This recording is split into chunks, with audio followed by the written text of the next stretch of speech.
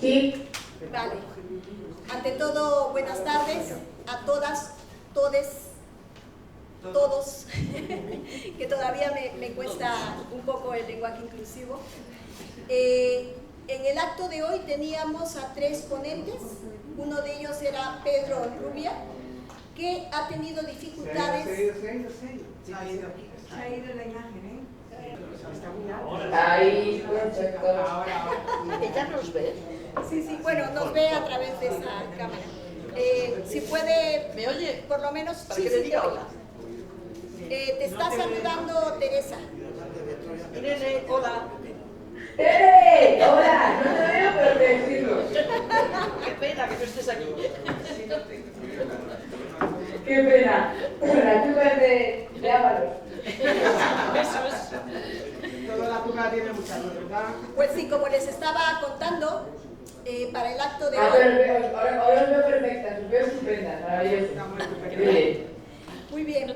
Para el acto de hoy también estaba Pedro Onrubia invitado, él había confirmado. Lo que pasa es que han salido, por cuestiones de las últimas noticias del fin de semana, nuevas cosas que ha tenido que ir a atender al Congreso, entonces no iba a poder estar. Me lo comunicó hoy día, ¿no? Es lo que tiene estar metido en el Congreso, tratando de resolver problemas. Bien, por otro lado, Irene también, por la misma problemática presentada en el fin de semana, se le ha dilatado muchas cosas durante el día y ha tenido que hacer por Zoom su intervención, y se lo agradecemos mucho. Estaba muy preocupada ella, ¿no, Irene? Muy preocupada realmente, y le agradecemos su presencia. Al revés, a vosotros, y de verdad disculpadme, que es que no me da materialmente tiempo a estar en un sitio. El otro día no lo quería perder porque, bueno, pues siempre estar aquí es genial, y además coincidir con Tere, pues es un lujo siempre. Así que bueno, que sea virtual, haremos lo que podamos. Vale, gracias. Solo me libro yo porque estoy jubilada. La actualidad no me toca. Bueno, este acto se llama Ni guerras ni genocidios, acto por la paz.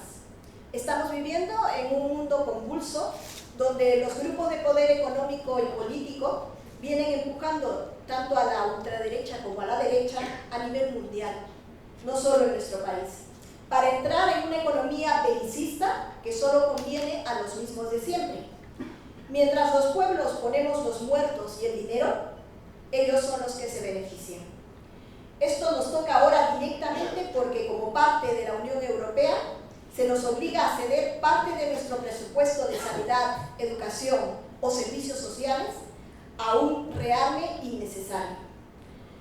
Para poder conversar sobre este tema, donde está comprometida nuestra vida, nuestros derechos y el futuro de las generaciones venideras, tenemos con nosotros a Teresa Aranguren, periodista y escritora de origen vasco, que ha estado siempre... De origen no, vasca. vasca, que ha estado siempre ligada a la información internacional del mundo árabe y de las zonas de conflicto, con licenciaturas como filosofía, psicología y antropología, y una gran trayectoria y reconocimiento en muchos medios de comunicación. Presenta ideas objetivas sobre la situación geopolítica mundial. Su último libro, Palestina, la existencia negada, donde nos muestra claramente el origen del conflicto palestino-israelí, hablando de una Palestina que geográficamente siempre estuvo donde está, y a un Estado Israel sionista y genocida que ha ocupado su territorio. Hemos puesto aquí algunos de los textos que ha traído Teresa para los que quieran adquirirlos. Por otro lado, tenemos también a Irene Sugasti, politóloga y periodista con un máster en Relaciones Internacionales, que en este momento colabora en Canal Red, además de realizar su trabajo en el área de la Administración Pública Española y Comunitaria, en el ámbito de las políticas públicas para la igualdad de género, además de colaborar con organismos nacionales e internacionales en el campo de la seguridad y de las relaciones internacionales, así como tratando la violencia contra la mujer. Viene a compartir con nosotros su visión geopolítica en este mundo que va a más conflictos armados. Y bueno, ya les expliqué el problema de Pedro Onrubia, y ahora pues damos paso a Teresa primero, es lo que me estaba diciendo Irene, que quería escuchar a Teresa. Entonces comenzamos con Teresa Aranguren.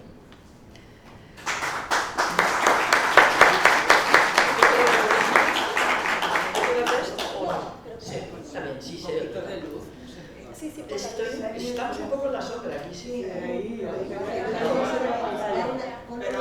Luego cuando escuchemos a...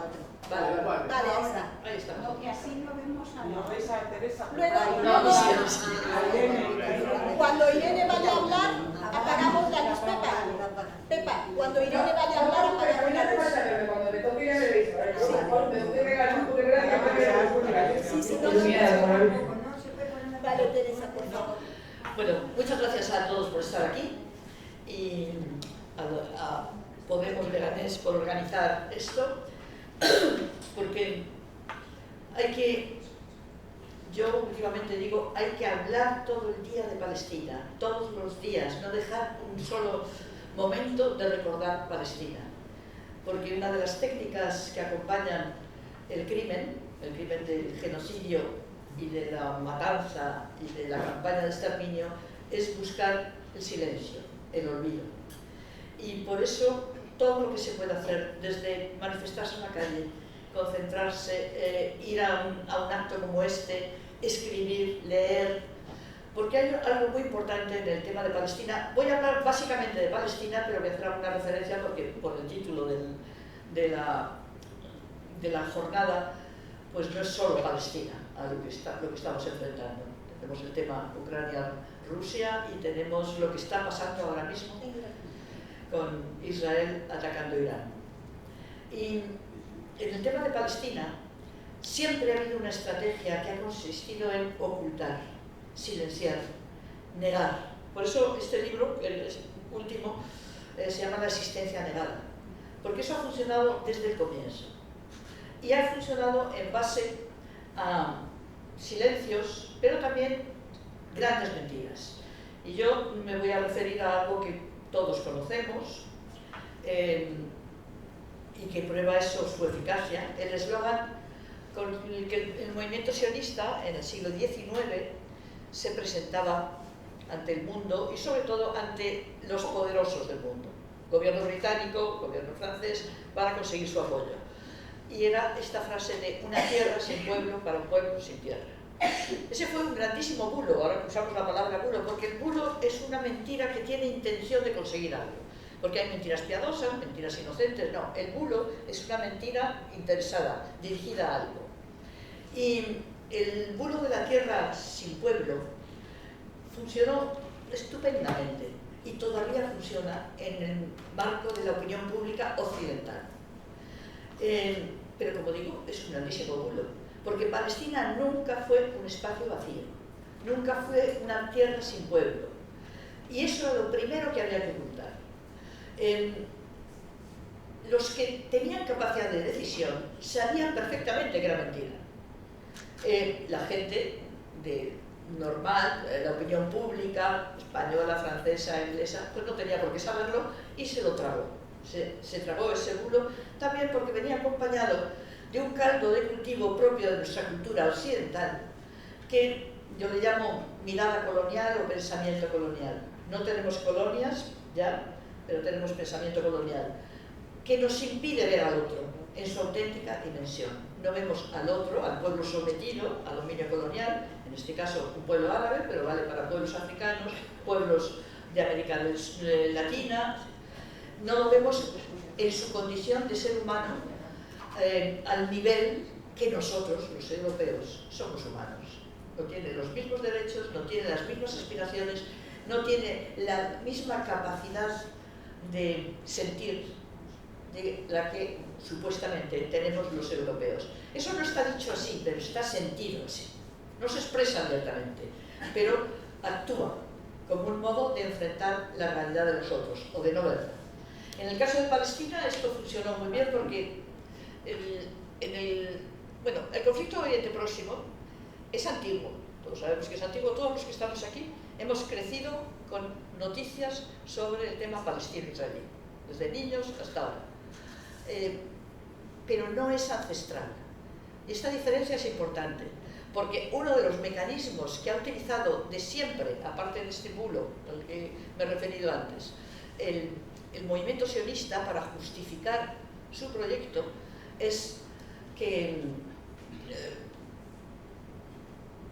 Palestina estaba ya, y que Israel existía ya en la Biblia, en tiempo prehistórico. Que desde los tiempos prehistóricos, esa historia sagrada que hemos estudiado algunos en el bachillerato, al Estado de Israel actual, hay una línea que une, una línea de continuidad que va de ahí, de un salto, hasta el Estado de Israel. ¿Qué es lo que supone eso? Borrar toda la historia real de Palestina.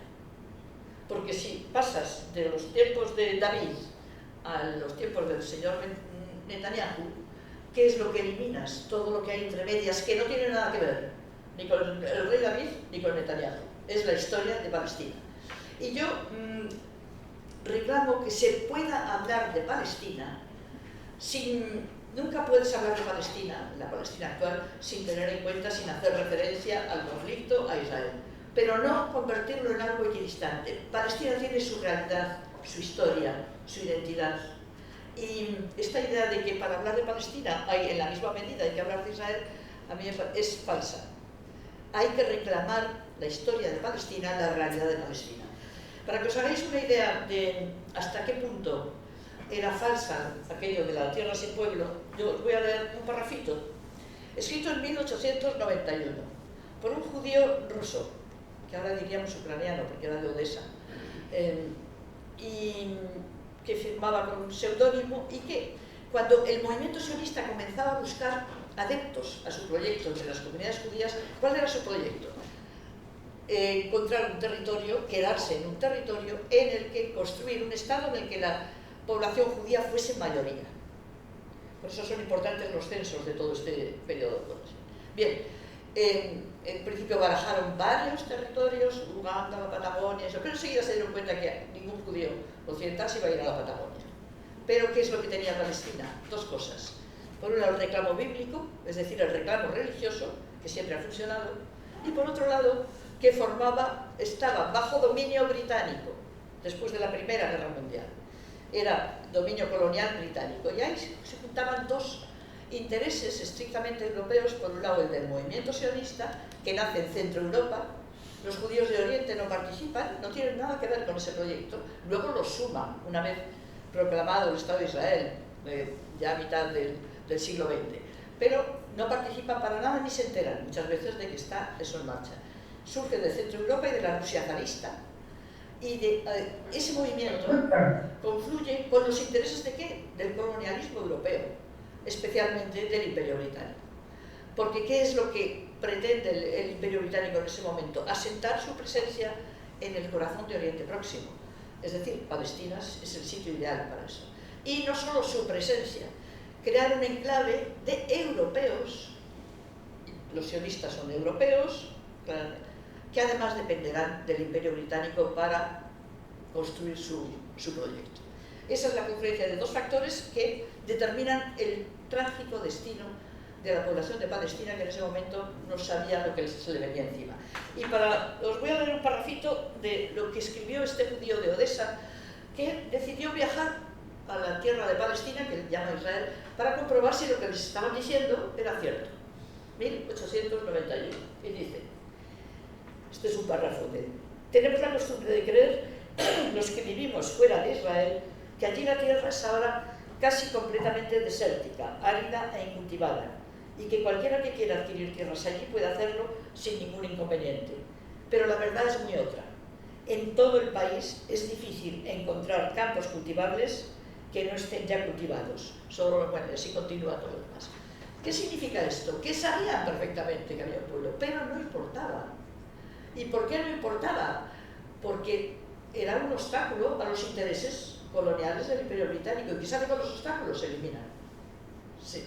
Y esta idea de eliminar, primero negar la existencia de Palestina y a posteriori pasar a la acción y eliminarla, ha estado presente desde el comienzo.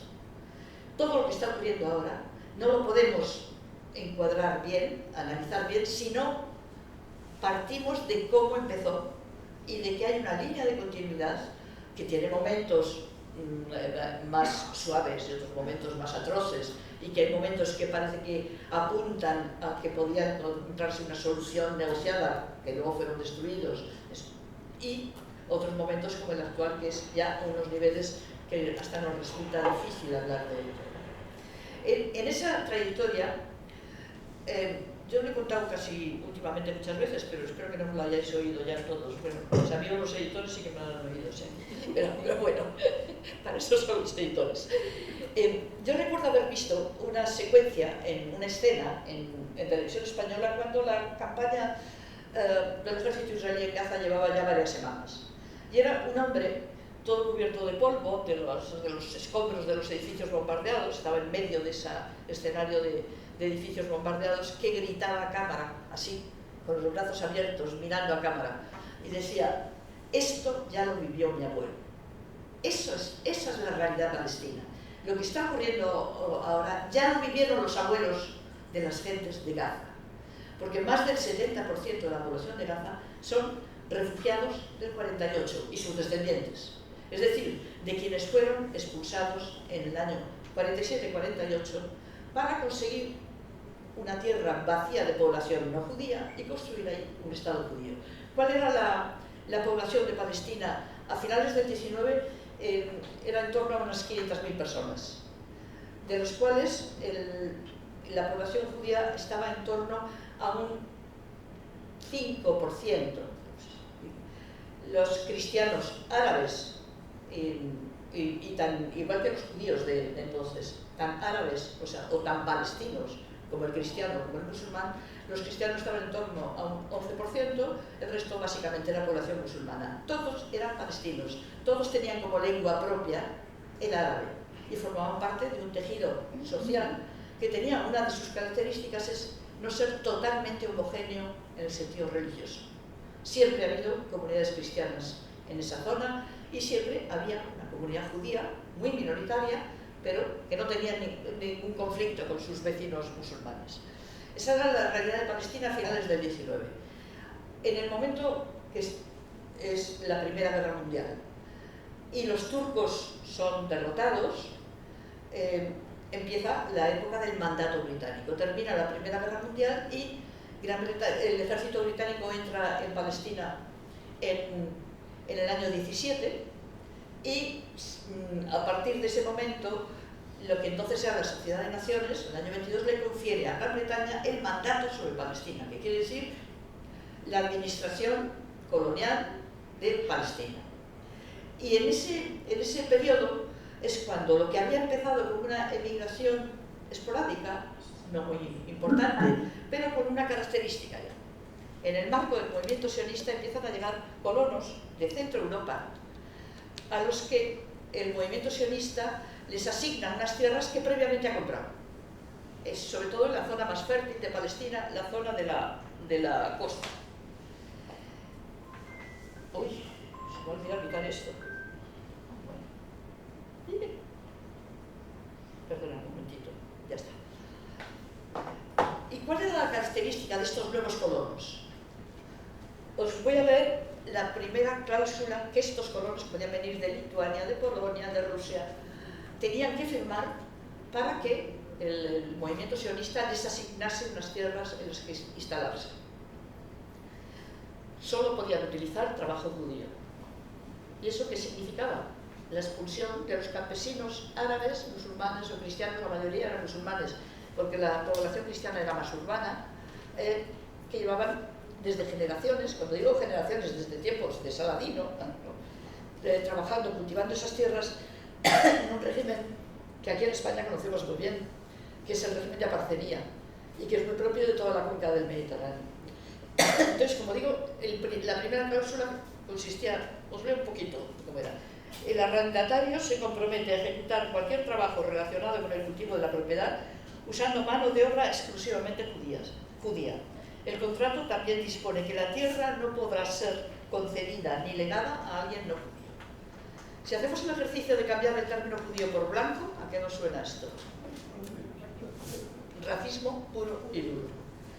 Y Eso es lo que se instala en Palestina de una manera ya sistemática y brutal a partir del dominio británico.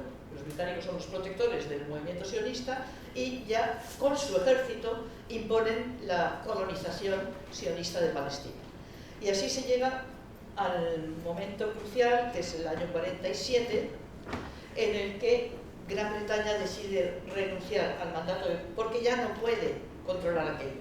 Ya han estallado enfrentamientos entre la población local y los recién llegados colonos, y renuncia al mandato de Palestina, sobre Palestina, y lo deja en manos de las recién creadas Naciones Unidas. Entonces se aprueba, en el año 47, la resolución, que a todos nos suena algo, la resolución de partición de Palestina. ¿En qué consiste? División del territorio de Palestina para crear un Estado judío y un Estado árabe. El Estado judío era el 56% del territorio, el Estado árabe era el 43 o 44%, y la zona de Jerusalén quedaba bajo control internacional.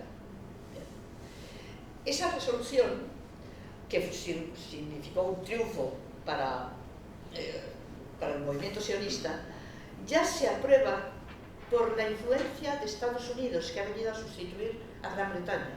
Ya no es el Imperio Británico, ya es Estados Unidos el gran protector. Por ejemplo, Gran Bretaña se abstiene en la votación, pero sin embargo Estados Unidos presiona sobre todo a países más pequeños del Pacífico para que se vote a favor de esa resolución. En ese momento, un dato que es básico: tenemos en Palestina, toda la Palestina de esa época, hasta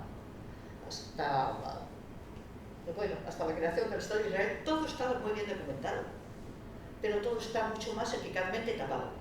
Por ejemplo, tenemos los censos de población realizados primero por los turcos y después por los británicos.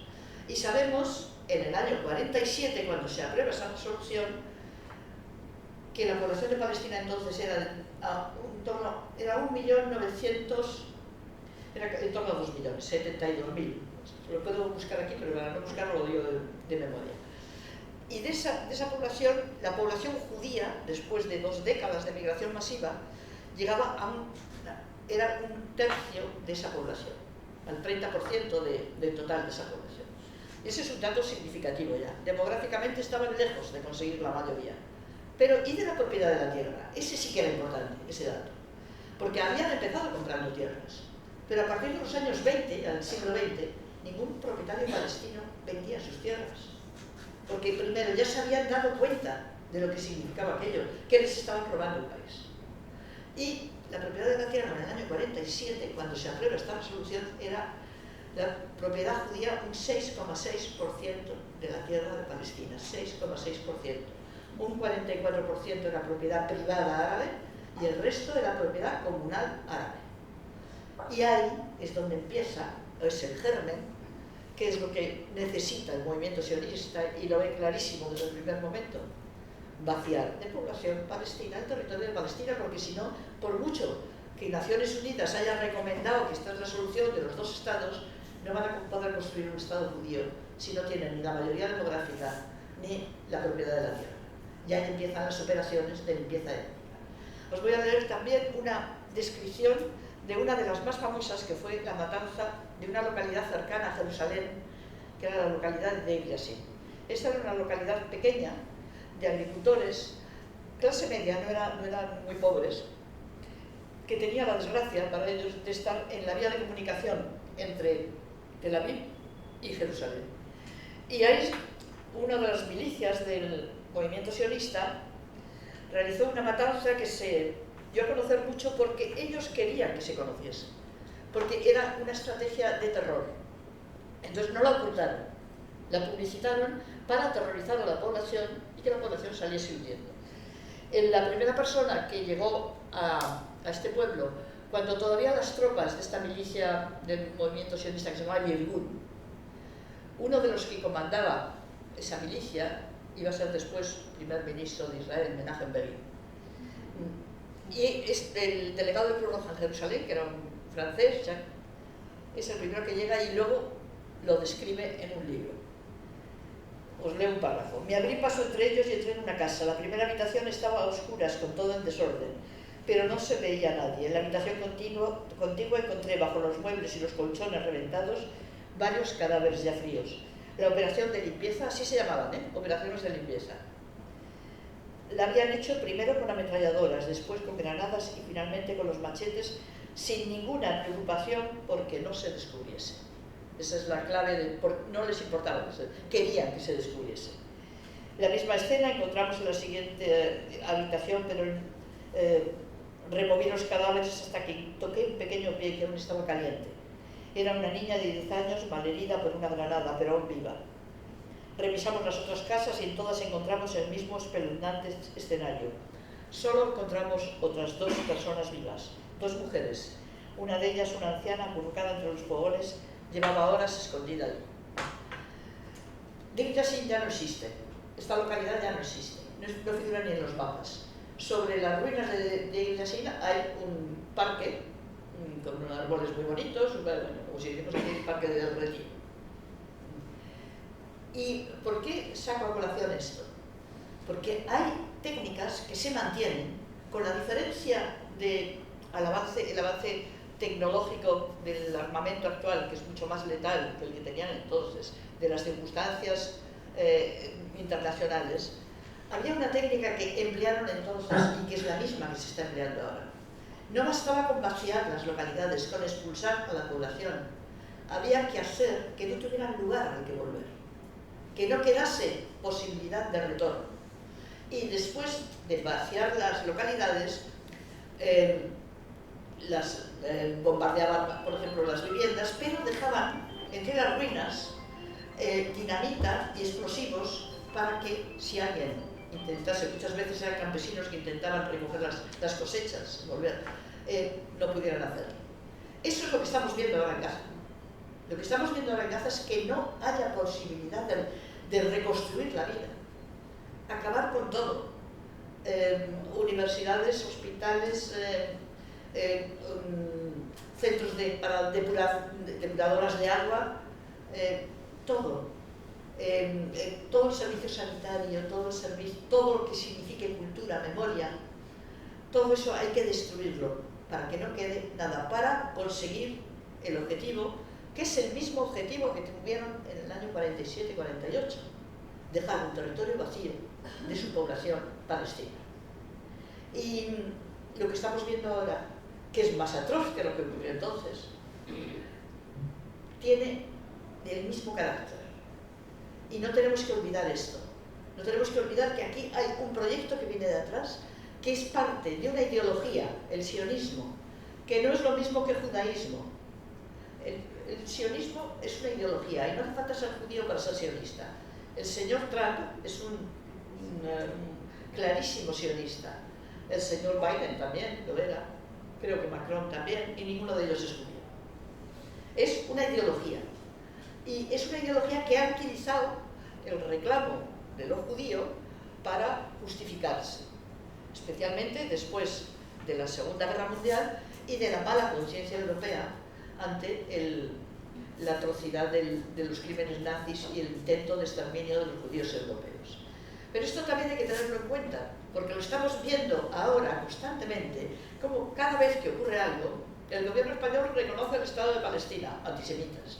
El secretario general de Naciones Unidas dice, bueno, esto no empezó el 7 de octubre con el ataque de Hamas, un antisemita. Constantemente se está utilizando esa... ¿Por qué? Porque se sabe que es efectivo. Porque para un europeo la acusación de antisemitismo es acusarle de nazismo, hacerle responsable del horror de la época nazi y el horror especialmente, no solo, pero especialmente con los judíos europeos. Se habla poco del exterminio de los gitanos europeos, pero claramente eso tiene un sentido.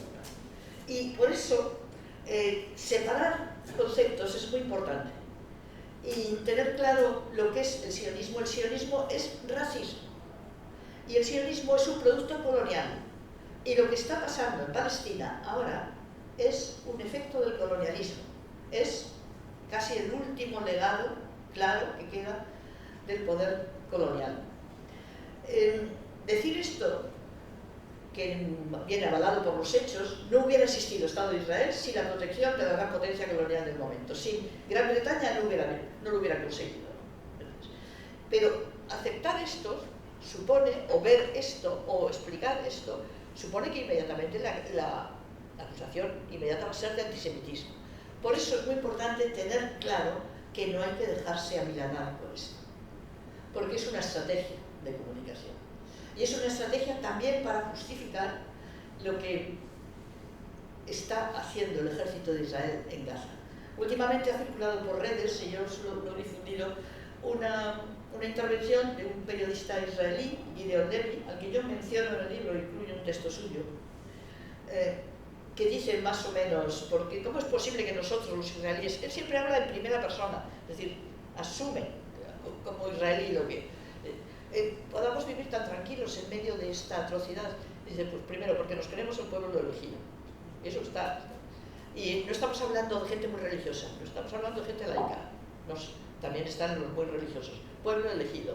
Segunda condición, ya no me acuerdo cuál es, pero la tercera, que es, nosotros somos las únicas víctimas, no puede haber nadie más que sea víctima, nosotros, las víctimas del Holocausto, nos convertimos en exclusividad en la categoría de víctimas. Y esto implica que a mí lo que haga Estados Unidos ni lo analizo, no espero nada de Estados Unidos. No sé si Estados Unidos en algún momento, bueno, pues ahora hay una parte de la sociedad que podría empujar hacia un cambio, pero lo veo todavía bastante lejos. Lo que sí me preocupa es Europa.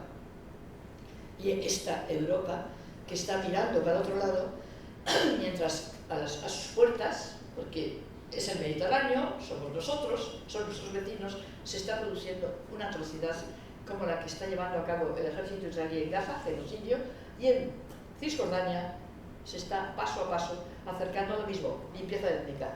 Y como no lo tienen tan fácil conseguir expulsar a toda la población de Cisjordania, pues aparte, Cisjordania se la van a anexionar, lo están diciendo claramente, pero no se la van a anexionar con la población, se van a anexionar la tierra y van a dejar a la población de Cisjordania como está ahora, sin derechos, regidos por una legislación diferente a la de los colonos, a la de la población israelí, y en un régimen de apartheid. Bien, bueno, todo esto que decía es en relación a cómo es lo que está ocurriendo ahora, no lo podemos desvincular de lo anterior. Y en el caso de Europa, a mí me irrita muchísimo la posición de un país como Alemania. Alemania está argumentando, y lo que más me irrita es que se entiende. Lo digo en las tertulias, es comprensible, los alemanes tienen mala conciencia por el nazismo. No es comprensible para nada, es de una hipocresía atroz. Y es una excusa que posiblemente no se la creen ni los que la mantienen. No es mala conciencia, es utilizar este argumento de la mala conciencia para ser cómplice de otro genocidio.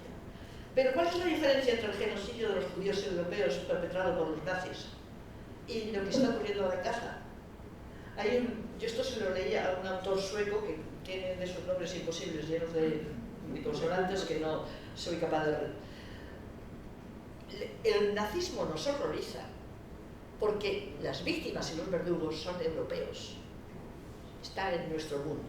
Y las víctimas son los judíos alemanes, los judíos franceses, los judíos europeos, tan blancos y tan europeos como nosotros. ¿Y qué pasa con la población de Gaza? Que son árabes, que son otro pueblo, que no son igual que nosotros los europeos. Y no nos horroriza en la misma medida que el nazismo, el colonialismo europeo. Los crímenes del colonialismo son tan atroces, y en algunos casos se podría decir que hasta más, que los del nazismo. Pero no tenemos ese sentimiento de culpa, este sentimiento de horror ante cómo se puede hacer eso a seres humanos. Pues porque eso se ha hecho a otros seres humanos, a otros pueblos, y lo hemos hecho los europeos. Por eso creo que no hay que ser complaciente con estas excusas como la que está usando el gobierno alemán constantemente, y gran parte de la sociedad alemana y gran parte de la sociedad europea, muy comprensiva con esa mala conciencia, para justificar la complicidad con el holocausto palestino o con el genocidio palestino. Y por no remitirme solo, yo no sé cuánto tiempo llevo y cuánto tiempo tengo, Unos 5 o 10 minutos. Me quedan unos 5 minutos, vale. Pues entonces voy a dar un giro y todo esto nos ha llevado también a hacer una comparación. Siempre se dice que las comparaciones son odiosas. Las comparaciones a veces, además de odiosas, son esclarecedoras. Y es comparar cómo ha reaccionado Europa frente al caso de Ucrania. Y eso lo tenemos, es tan claro, es tan evidente que casi no hay ni que explicarlo.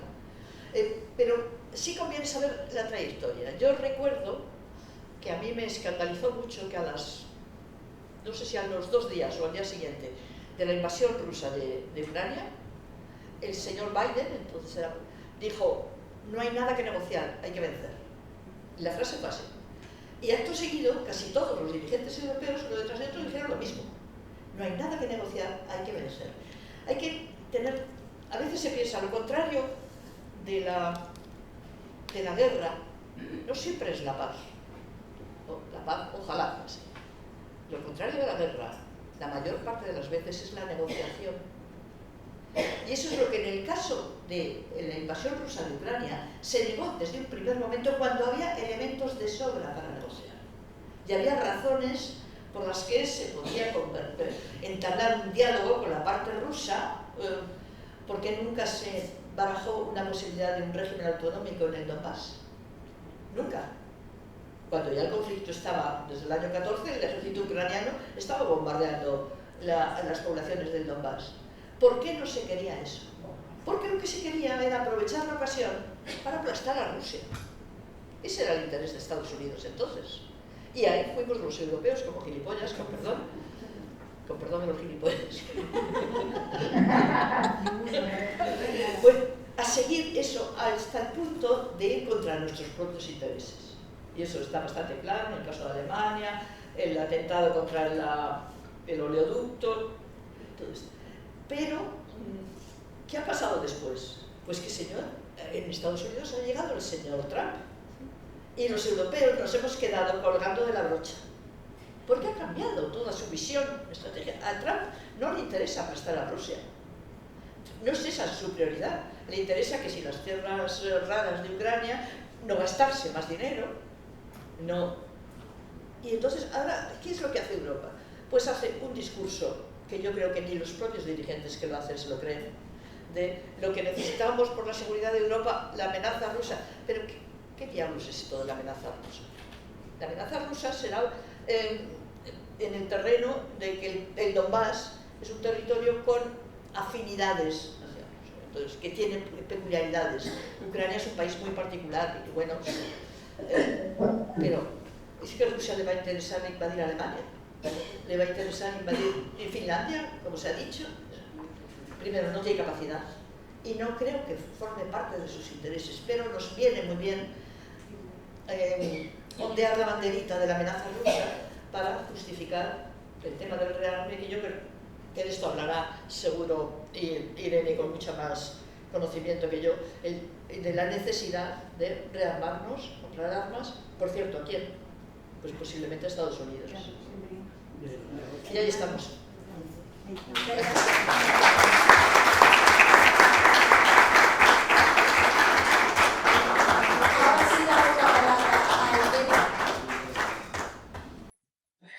¿Escucháis bien? Perfecto. Yo es que ahora me estaría todo escuchando la tele y me quedaría sentada.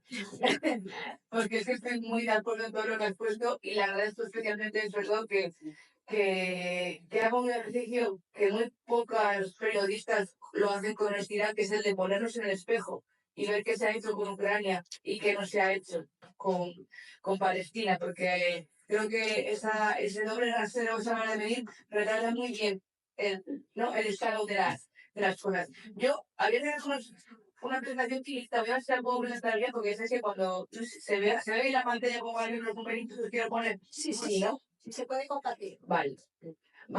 Ahora es cuando lo comparto, no funciona, en fin, un clásico de pero voy a intentarlo. A ver, compartir esta ventana, será. Si yo cambio aquí, ya ahí ¿veis la presentación? Sí. O me veis la cara. Se ve la música. Se ve la presentación, pero no se puede leer. ¿Veis la cara ahí, no? ¿Sí? No, antes estaba bien. Ahora no. ¿Y ahora? Ahora sí. Mejor. Sí, bueno, lo vais a ver un poquito de versión casera, pero nos viene valiendo. Vale, perfecto. Pues es que estaba preparando casi entre que acabamos el programa hoy en el canal 3, que es el canal donde yo trabajo, y lo que está escuchando a Tere también, y está ayudando, bueno, centrar un poco la idea, ya que estamos aquí hablando de paz, y hemos hecho y tenemos hecho ese recorrido por la historia de Palestina, que yo creo que es fundamental, porque es lo que ha dicho ella. Es el tema, es la causa de la humanidad y no podemos ni un solo día dejar de mencionarla. Solamente este fin de semana, creo que son 140 las personas asesinadas en los últimos 3 días, mientras nos ponen el foco en otras agresiones, ¿no? Pero mientras Israel sigue atacando y agrediendo Oriente Medio, no olvidemos que en Gaza siguen aniquilando personas todos los días. Pues yo voy a empezar por este tuit de Ursula von der Leyen que se publicó ayer, y que creo que condensa muy bien ahora mismo qué es Europa, qué es la Unión Europea y dónde quieren alinearme. Y por qué los pacifistas europeos, que somos quienes estamos aquí hoy, por cierto, muchísimas gracias a Podemos Leganés por la invitación, tenemos que rearmarnos ideológicamente y que rearmarnos políticamente para combatir esto. Fijaros, este tuit podría ser uno más dentro de las barbaridades que Ursula von der Leyen, Kaja Kallas como responsable de política exterior de la Unión Europea, y otros tantos señores y señores de la guerra y señores y señoras del sionismo, como ha dicho Tere, publican. Pero a mí me parece especial gravedad teniendo en cuenta que llevamos 3 días contemplando cómo Israel ha atacado Irán y ha causado, pues no sé cuántos, creo que van 450 muertos ya, la mayoría iraníes, ¿no? Irán ha respondido a esa agresión. Bueno, pues Ursula von der Leyen ayer habló con Netanyahu.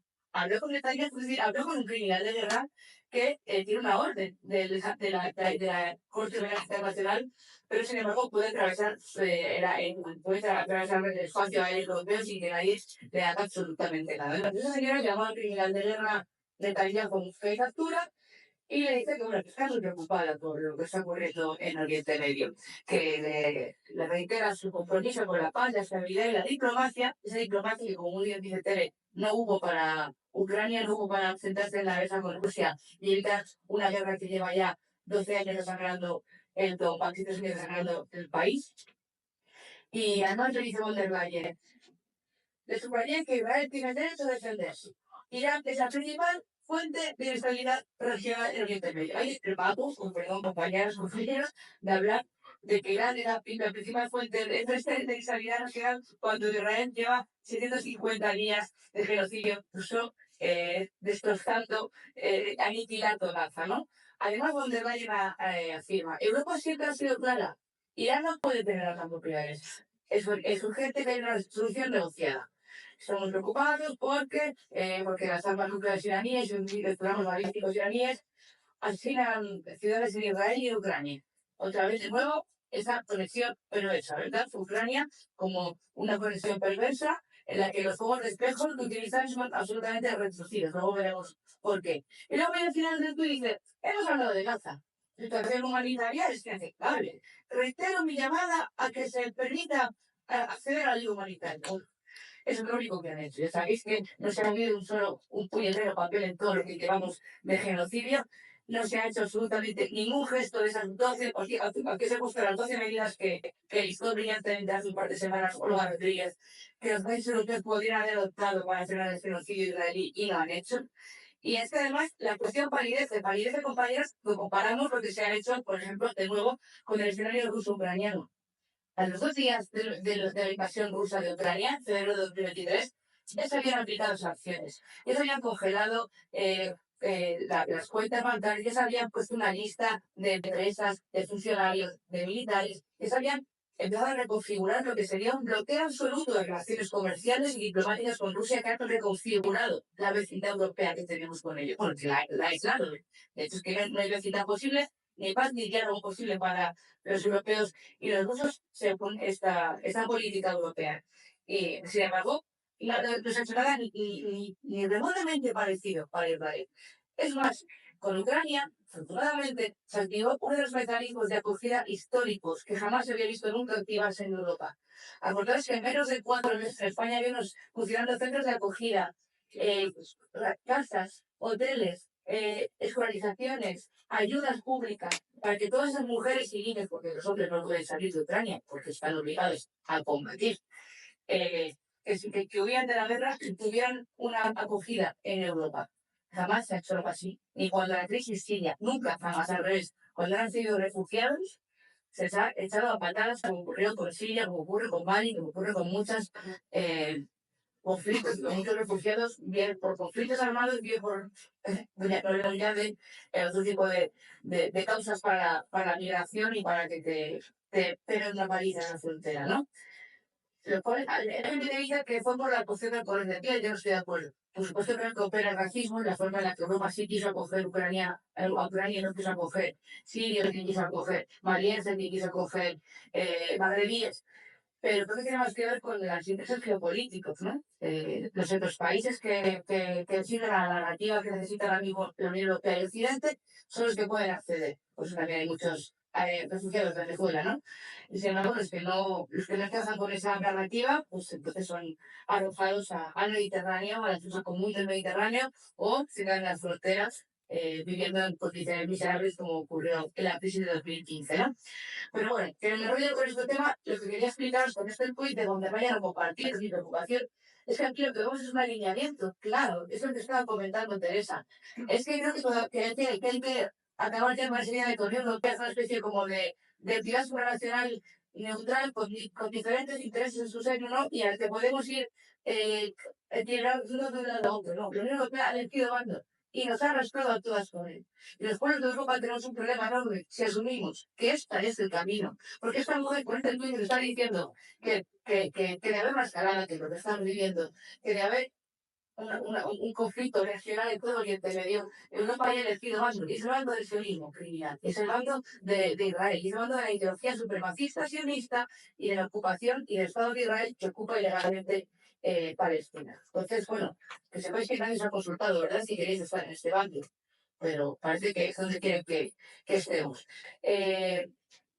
La noticia, parece que hace un mes, pero podría servir para hoy, es que además en ese alineamiento y en esa relación, como decía Tere, perversa de vasallaje entre la Unión Europea y sus intereses de Washington y de Estados Unidos, por supuesto, la piedra angular es la OTAN. La verdadera y única agenda de la Unión Europea es la OTAN. Está al servicio del expansionismo de la OTAN, de los intereses militares y geopolíticos de la OTAN y, por supuesto, también de las economías que crecen al calor de eso. La economía de la industria de guerra, la economía de la industria de la reconstrucción, porque la reconstrucción ucraniana la pagaremos a BlackRock y pagaremos a los grandes fondos de inversión y de capital para hacerlo, como ocurría también en Yugoslavia, que también conoce Teresa, y toda esa estructura enorme de think tanks, de agencias, de institutos y de estructuras políticas para justificar que este euroatlantismo siga en pie. A nosotros, además, como sur de Europa, a ningún europeo le conviene, pero al sur de Europa menos que nadie, porque ¿qué intereses geopolíticos tenemos nosotras en común con un báltico, con un polaco? Y menos con esa, bueno, esa veleidad belicista que tienen, me también para poner un poco la cara, porque no es todo, bueno, no es la cara así, ¿no? Porque cambia esta pantalla, ¿verdad? Se queda fija. Se queda fija. Ah, no, como fijar, no me mueve por la noche, pues eso, decía que qué bonita, o sea, qué intereses podemos tener en común con los pueblos bálticos o con los pueblos polacos que han decidido que su objetivo es alimentar ese régimen de guerra, ¿no? El sur de Europa tenemos otras vecindades, otros intereses, y probablemente una estrategia mucho más interesantes con nuestros vecinos del sur global, con nuestros vecinos de América Latina, Carmen, vuelvo al documento.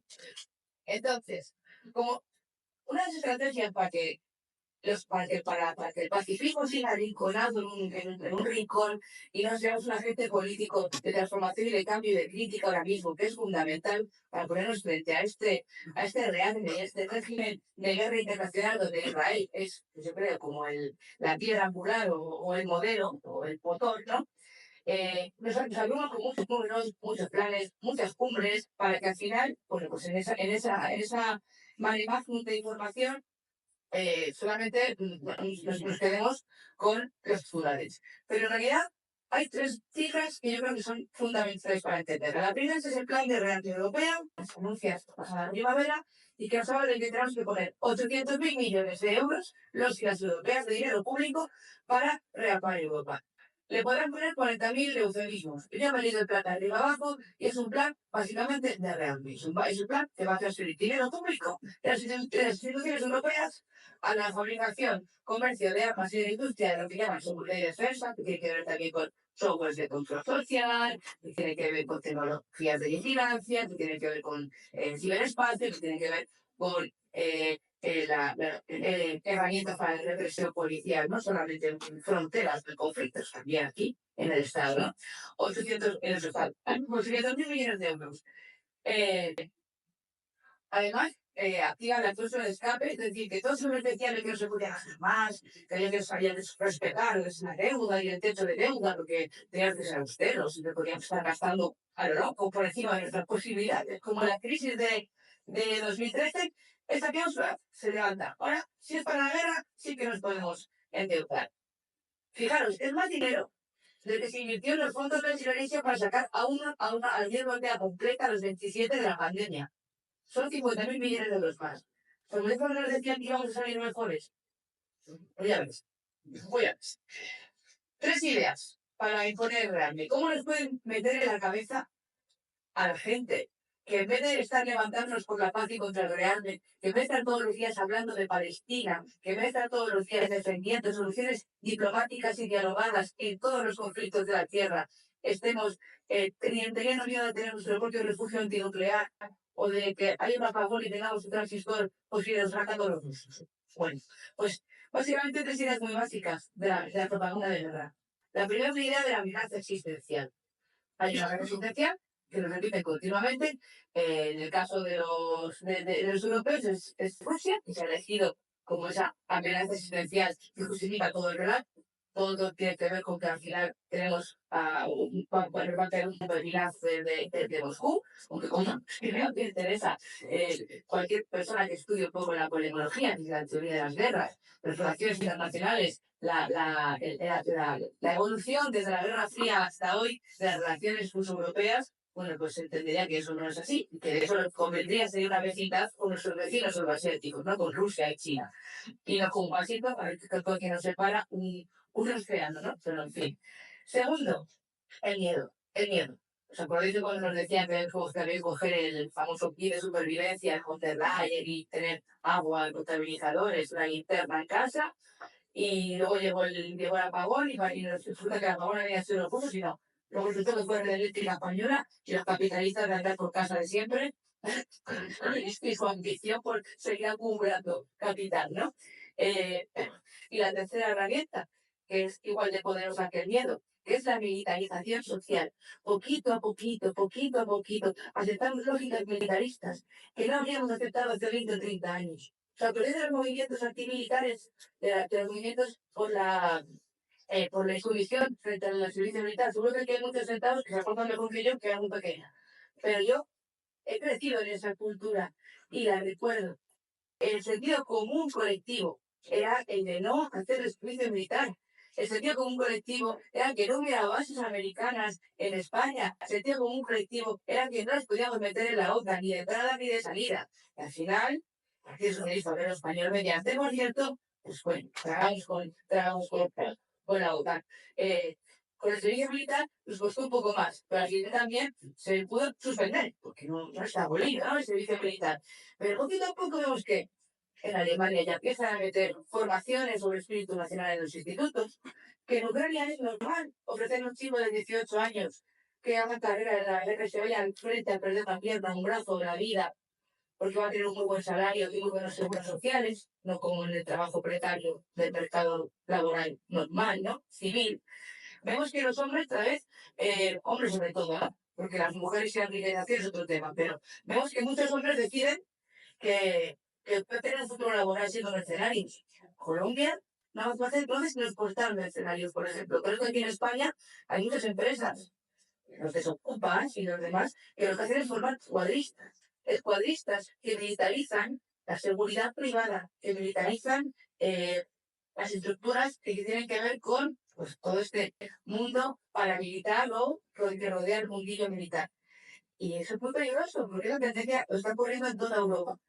Quizás esta militarización social en la que os hablo venga en forma de, pues eso, de servicios militares cada vez más flexibles ¿no? Y vendidos como una oportunidad laboral, una oportunidad formativa, pero también van a llegar en forma de todas esas estructuras paramilitares que en Ucrania se han convertido al final en parte de las Fuerzas Armadas, por ejemplo, y que lo que hacen es, bueno, pues eso, normalizar que el hecho de que tu oficio sea asesinar a otras personas, bueno, pues sea algo que esté socialmente bien valorado, pero que nos costó, porque le costó a los pacifistas décadas, que dejan como las mujeres de negro, etcétera, combatir esta idea, ¿no?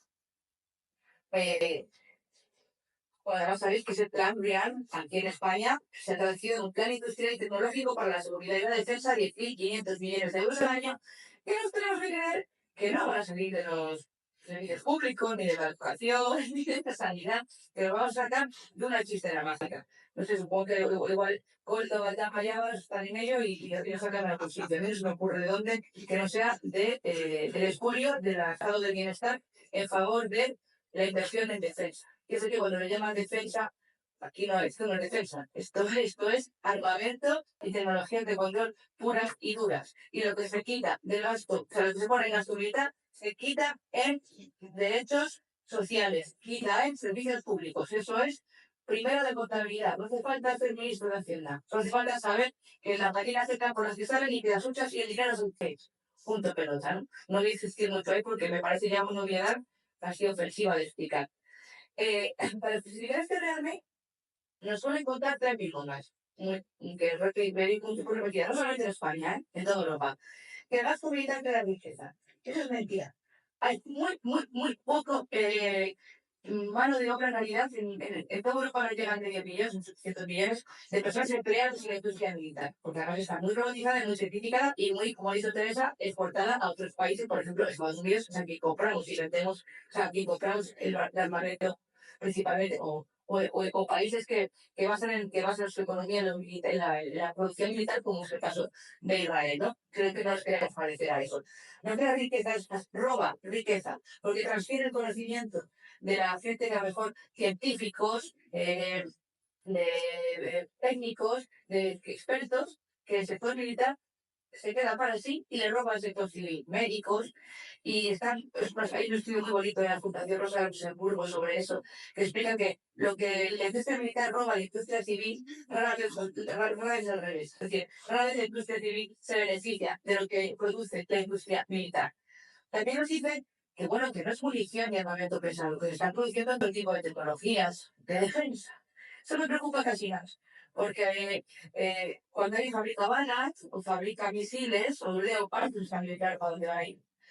Pero cuando alguien fabrica pues, los designadores láser que se van a colocar en Eurofighter y al final van a apuntar en la cabeza a muchas chavales de Cisjordania, por ejemplo, eso es más difícil de explicar y de seguir para que trabajamos haciendo un seguimiento de ese comercio de armas. O cuando te dicen que lo que están comprando no es una munición letal, sino que es software.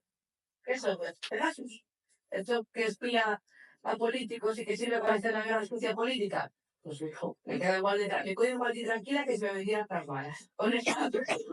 Y tercera idea. Nos dicen que esto no es la soberanía europea. Bueno, también lo he explicado. ¿No? ¿Qué soberanía europea hay si estamos ajustándonos a todos y cada uno de los mandatos que nos pone Washington sobre la mesa? Ahora el 5% del gasto militar. Ahora meternos con Irán, antes meternos en la guerra de Ucrania en vez de intentar pacificarla y acabar con un conflicto que nos habría ahorrado decenas de miles de jóvenes que han visto su vida destrozada, ucranianos y también rusos. ¿Qué? No hay soberanía europea posible bajo este status quo. Es imposible. Esa falacia de que aumentando el gasto militar tenemos una Unión Europea soberana es una de las más peligrosas porque, como digo, es que todas las pruebas nos demuestran que la soberanía no es posible, no existe. Bueno, se tiene demostrado si nos quieren abrumar. Es que lo que yo os propongo, humildemente, desde lo que yo observo, pues que nos reaccionemos, como hacemos hoy, pues, espacios como este, con un reacción pacifista y feminista contra la guerra. Que nos llenemos de razones, que nos llenemos de motivos, porque lo personal es político, ¿no? Decían los feministas de los 70, y lo internacional es personal.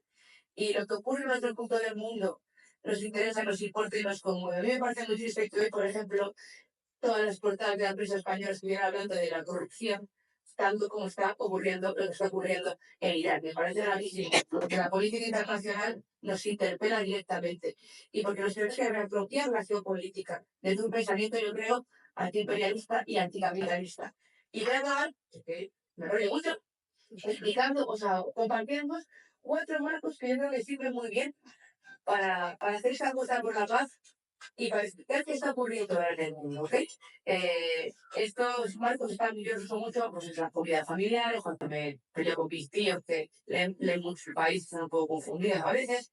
Tengo unos tíos que leen el mundo, con eso ya ni discuto, que voy a decir.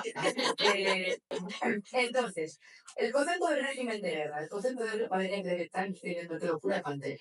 concepto del régimen de guerra, que lo explica súper bien mi compañero Raúl Sánchez de Millo, gran pensador, básicamente lo que infiere, lo que se explica, es que esto de que de repente nos estamos encontrando con medio mundo en conflictos armados, estatales y no estatales, de una forma u otra, porque el NATO también es un régimen de guerra, porque la situación en muchos países del África subsahariana también es un régimen de guerra, es una decisión deliberada, no es una casualidad, no es que hay mala suerte, no es cuando guerras de repente en el mundo, no.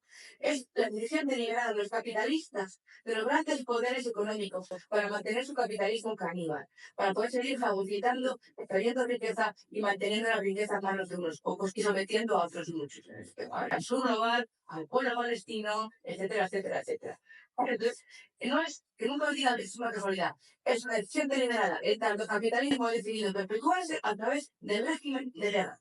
Del mismo modo que lo hace con el Estado Policial Global. Todas estas tecnologías, es un libro de Williams, es buenísimo. Todas las tecnologías de perdonad, todas las tecnologías que tienen que ver con esa vigilancia que utiliza Israel, la inteligencia artificial al servicio de la guerra, eso que os comentaba antes, pues todos estos Pegasus, estos Palantir, estas estructuras tecnológicas, no son solo para las fronteras que están ahí, pues lejos de nosotros, ¿no? Son disculpad, son para mercantilizar todos los ámbitos militares y de control social. Son para que luego sea más fácil, pues eso, infiltrar cuerpos y fuerzas de seguridad en los movimientos sociales, son para que las tecnologías de frontera sean mucho más certeras a la hora de reprimir y asesinar a las personas que llegan hasta ellas. Esto que está utilizando Trump para detener gente en Estados Unidos, allí en Los Ángeles, que también hay otro régimen de guerra cocinándose allí, la guerra contra los pobres, contra los trabajadores, los migrantes que han levantado este país. Es el Estado Policial Global que permite que estructuras como Blackwater, Wagner o todas esas estructuras de militares privadas se estén haciendo con las guerras y haya mercenarios combatiendo también muchos en Israel, por cierto, porque en Israel eso no lo quieren contar tanto, pero hay mucha gente que se escapa, que se marcha del país porque no quiere morir y porque no quiere combatir. Y entonces, bueno, me aparece la figura también de los mercenarios, ¿no? Que son un clásico. A mí me gustaría que todos estos políticos que tanto nos hablan de que tenemos que defendernos contra Rusia y que no se puede negociar con Ucrania y de que pelear hasta el último ucraniano, por ejemplo, nos expliquen qué van a hacer con el desarme. Cuando llegue alguna paz, cuando llegue la cordura, como dijo Omar Rodríguez, hay gran persona de todos esos hombres militarizados, muchos muy jóvenes, a los que no les queda alternativa porque su país se ha destrozado. ¿Alguien ha pensado en las armas que han circulado a lo loco por Europa este tiempo, que hemos enviado a Ucrania? Y hay estudios que dicen que ni a la mitad han llegado realmente al frente, se han perdido por el camino. ¿Qué redes criminales van a ocurrir con eso? ¿Os acordáis de Yugoslavia? Después, tras la guerra, esas redes criminales y esos tiros de Arcán y esas estructuras de paramilitares que circularon por Europa, los croatas circulando por Europa también haciendo redes criminales que no se podían controlar. Bueno, pues eso va a ser un chiste comparado con lo que va a ocurrir con Ucrania. Porque cuando hay un desarme y haya cientos de miles de hombres radicalizados y armados circulando por Europa con armas que no están siendo, bueno, pues, que no hay seguimiento. Y por último, la última idea. Estamos en ese claroscuro que diría Gramsci, ¿no? En el que, bueno, pues nacen los monstruos, ¿no? Esperemos que porque al final venga algo mejor. Pero esta era de fuerza bruta, como la define también Olga, es la que nos explica que ese orden mundial, o saber reglas, pues, o sea, por desgracia salta por los aires. Lo vemos con los vetos en Naciones Unidas, Estados Unidos, a cuestiones tan fundamentales como la ayuda humanitaria o el alto el fuego en Ucrania, o sea, perdona, en Gaza, pero vemos otros muchos ejemplos, ¿no? Ese doble rasero por el cual von der Leyen condena y blande el derecho de Israel a defenderse mientras que no mueven un dedo frente al genocidio palestino. Lo vemos como decía, en esa represión salvaje en Estados Unidos. Y bueno, pues esos límites del derecho internacional que Occidente ha decidido saltarse a la torera, pues son también los que nos interpelan a tratar de construir algo nuevo y diferente fuera de estos márgenes, ¿verdad?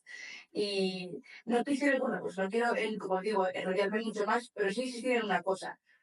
La industria de la guerra es una industria capitalista contra la vida, pero es que tenemos la alternativa al régimen, quienes constante y continuamente quieren impugnar los pacifismos y ponerlos como que somos unos ingenuos, unos naí, unos doctorada o unos pro, lo que sea, pro ruso, pro jamás, pro lo que quieran decirnos, pro antisemitas, ¿no? Todas estas maquinaria de propaganda para que el pacifismo quede desterrado y o bien se criminalice o bien se ignore y se desprecie, es porque sabe que sí tenemos una alternativa a su régimen de guerra, que no estamos hablando de abstracciones, que estamos hablando de diplomacia, que estamos hablando de paz, que estamos hablando de sur global, que estamos hablando de alianzas con otros países y otros territorios, que estamos hablando de derechos sociales, de una nueva agenda de derechos que tiene que ver con los derechos humanos, con los derechos feministas, con los derechos migratorios, con los derechos del estado del bienestar, que estamos hablando de dejar de contratar a empresas que sirven para el crearme y para la guerra, que estamos hablando de dejar de alimentar la máquina de odio y de racismo que es la OTAN, ¿ok? Como eso es verdad, y lo saben, por eso nos ridiculiza, por eso nos criminaliza, por eso nos dicen que el pacifismo es una cosa de trasnochar, pero no lo es. Es una alternativa consciente y política, y me creo que la única salida política posible a esta era de la fuerza bruta, a este estado policial global y a este régimen de guerra. Y dejo de compartir para que me vea ya cara grande, perdón. Y una cosa que digo siempre, pero creo que es interesante, ¿no? Ser pacifista no es ser pacífica ni ser paciente. A veces el pacifismo implica que nos movilicemos, que peleemos mucho, que demos la batalla en muchos frentes diferentes. No me gusta utilizar metáforas de guerra, porque no deberíamos ser pacifistas, pero creo que me diríais por dónde voy, ¿no? Quiero decir que pues el trabajo, por ejemplo, que puede hacer Teresa explicando lo que ocurre en Palestina, eso es la guerra. Sí, tenemos que dar esa guerra. Cuando nos manifestamos contra el Real, manifestamos poquitos. Eso es la guerra. Hay que seguir dando guerra. Cuando le ponemos la cara coronada a Europa y al gobierno español porque no están haciendo lo que tienen que hacer para frenar el genocidio, eso es la guerra. Cuando apoyamos la resistencia palestina en todos y cada uno de los repertorios de resistencia que ellas se exijan para defenderse, que saben su derecho de hacerlo, eso es la guerra. Así que insisto, el pacifismo al final pues requiere de ese rearme ideológico y ese rearme político que estamos construyendo. Pero yo no quiero acabar siendo derrotista, pero hay que ser optimistas de la voluntad, porque ninguna revolución se acaba siendo unos tristes y unos felices, ¿a que no? Pues entonces pues, podemos permitirnos eso. Y quiero creer que lo que está haciendo en Palestina es también la muestra de que hay un Estado colonial, ocupador, ilegítimo, que lleva décadas destrozando un pueblo pero que va a caer. Porque los estados coloniales acaban por caer. Como cayó Kenia, como cayó Sudáfrica, como cayó Vietnam, cuando sus pueblos resistieron y además hubo una oleada de solidaridad internacional hermosísima y tremenda, lo que pusieron muchísimo dolor y muchísimo sufrimiento y muchísimas muertes sobre la mesa, acabaron libertándose y acabaron siendo libres. Y cuando las sanciones lleguen, yo quiero pensar que llegarán, serán como un efecto dominó y pasará como ocurrió con Sudáfrica, ¿no? Así que no dejemos de empujar, pacifistas, pero ni pacíficas ni pacientes.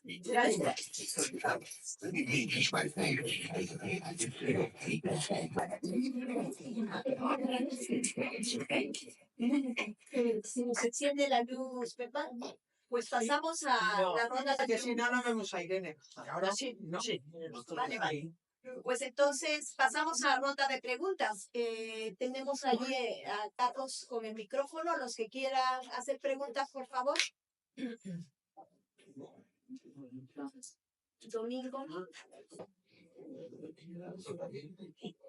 Antes, coge 2 o 3. Sí. Hola, buenas tardes y bueno, muchas gracias a Teresa y a Irene.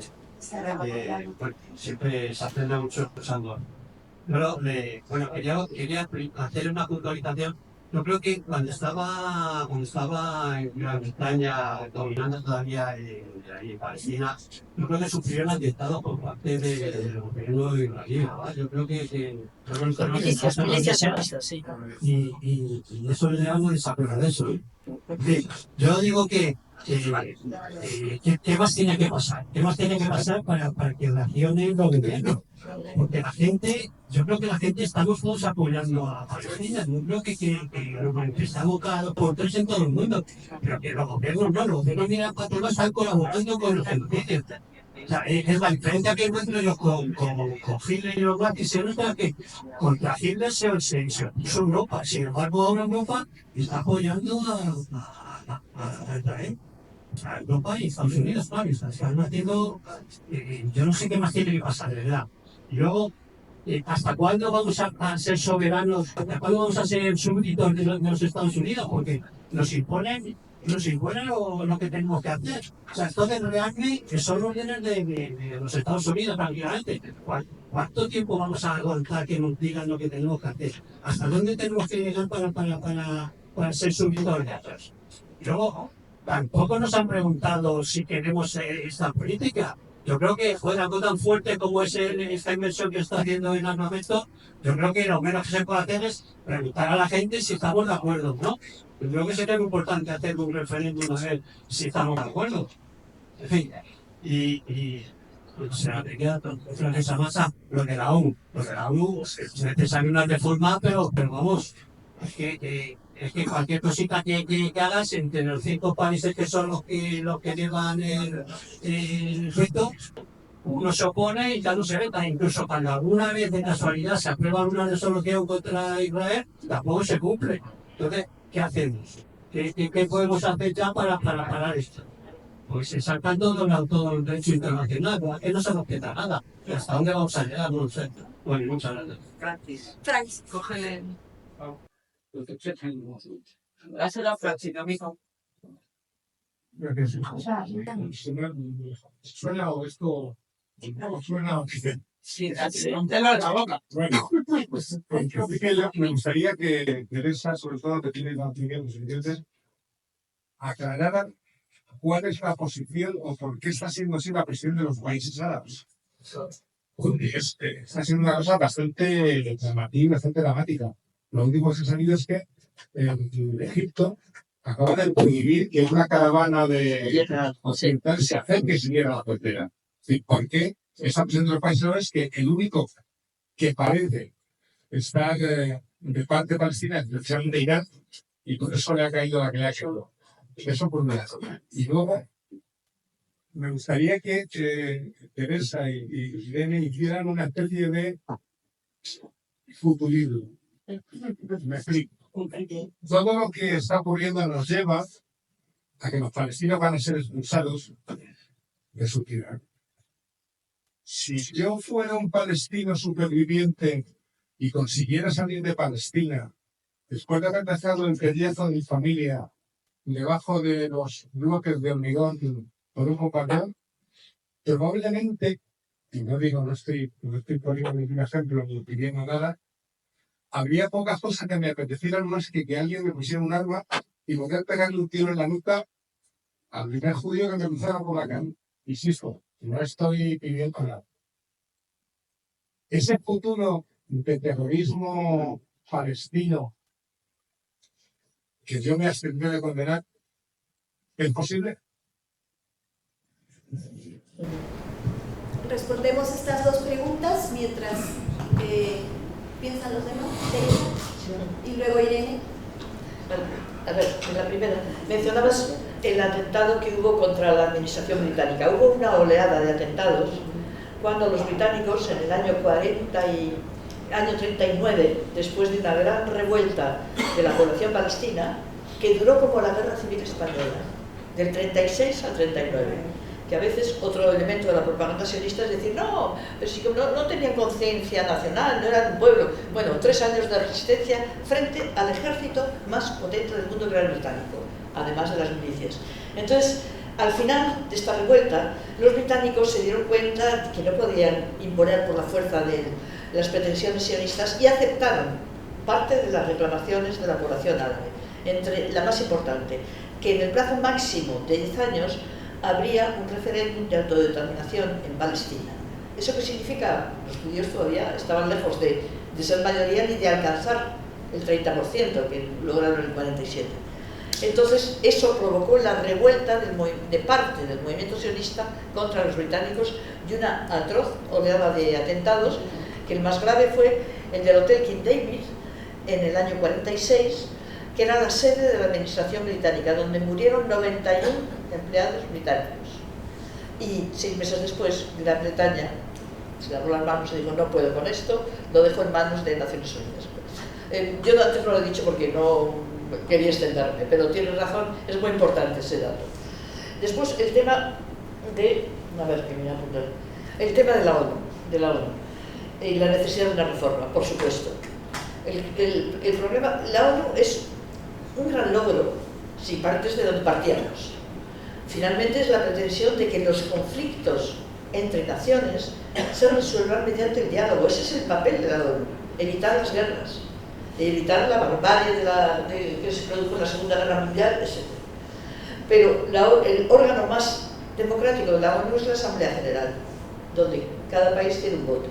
Y luego sabemos que está el Consejo de Seguridad, donde están los 5 fuertes, Estados Unidos, Francia, Inglaterra, China y Rusia, donde Estados Unidos lleva vetando toda resolución que implique una crítica, y ya no te digo una condena, ¿no? El poder de acción lo tiene el Consejo de Seguridad, puede decidir que se intervenga. El problema es que la ONU no tiene ejército, no tiene medios propios, es lo que los países del mundo le donan, por lo tanto es el reflejo del desequilibrio del mundo. La ONU no es un organismo al margen de cómo está el mundo y quién manda en el mundo. Y desde hace ya un tiempo, estamos viendo, con Israel desde hace bastante, a Israel le estorba la ONU. ¿Por qué? Porque la ONU intenta imponer por lo menos las normas del derecho internacional, es una referencia moral para la causa palestina, claramente. Las resoluciones de la ONU, todas, le han dado la razón a la parte palestina, pero no, se les ha pasado por el forro.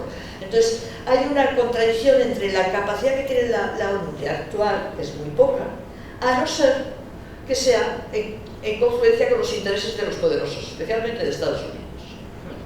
Y cuando lo que decide la ONU o lo que plantea la ONU va en contra, no se lleva a cabo.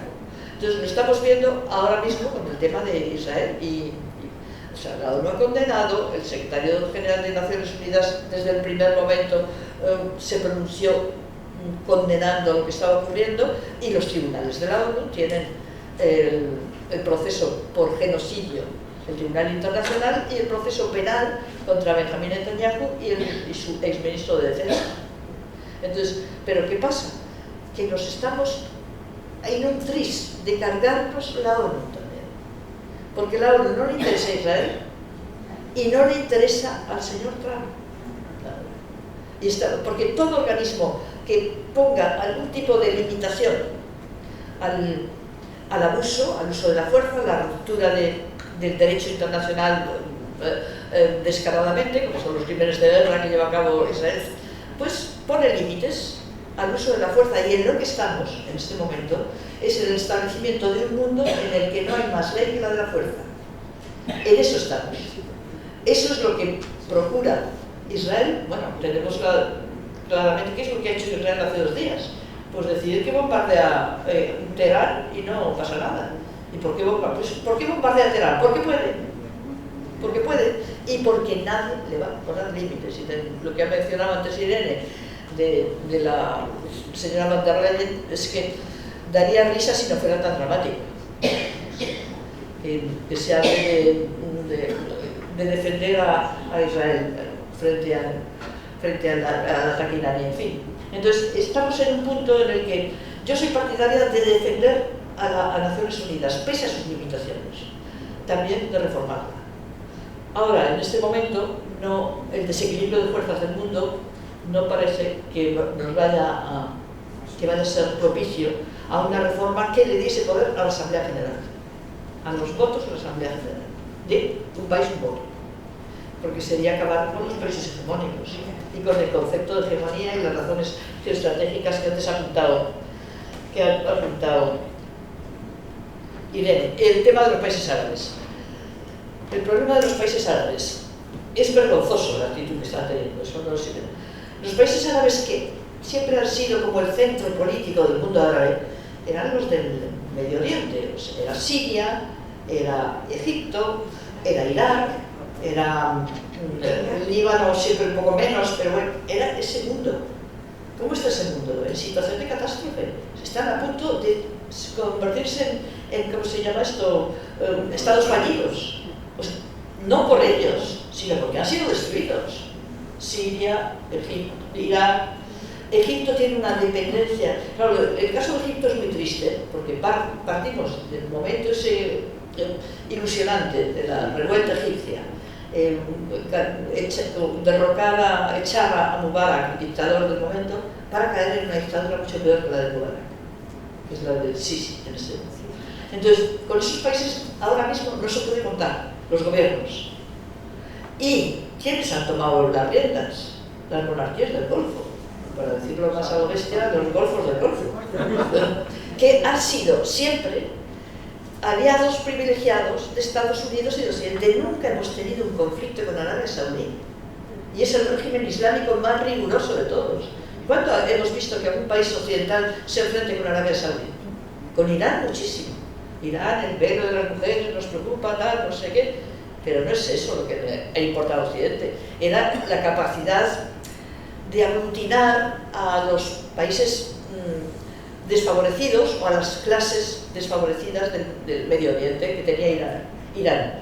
Irán, por cierto, no es un país árabe, es un país iraní, bueno, es otra cosa, pero evidentemente es un país islámico y sí forma parte de eso. Entonces, ahora mismo estamos en una especie de océano contubernio entre Estados Unidos y Arabia Saudí y los países del Golfo, lo cual deja muy poco margen para pensar que los países árabes pueden hacer frente a Israel. Realmente estaban a punto de establecer relaciones normales con Israel. Arabia Saudita ya lo habían hecho Emiratos, Bahrein y Sudán, me parece, y Marruecos. Y cuando estaban a punto de entrar nosotros, se produjo el ataque de Hamas. Todo cambió. Entonces, es una pregunta que hay que hacerse y yo creo que hay que indignarse. Y la población árabe, los árabes, de la calle árabe que se dice, sí que está indignada y muy avergonzada con sus gobiernos, pero no tienen capacidad después, además de las derrotas porque fue una derrota, lo que ha ocurrido con las revoluciones árabes, lo que se llamaban las primaveras árabes, han sido derrotadas y han conducido a un estado peor del que tenían antes. No digo que lo hayan conducido ellos, ha resultado Una serie de factores ha llevado a que ahora mismo esos países estén en situación peor. Me parece que no es. Hay el futuro del terrorismo. Eso es muy importante. Esa es una pregunta que yo creo que todos lo tenemos en mente. ¿Y qué se puede decir? Pues que es muy posible. Si no hay alternativa política, si no das ninguna esperanza, si has cerrado todas las vías de una resolución medianamente justa de lo que se ha hecho con el pueblo de Palestina, pues que queda la desesperación. Y la desesperación es muy peligrosa, no sabemos. Ojalá no pase eso, pero probabilidades, por supuesto. Irene.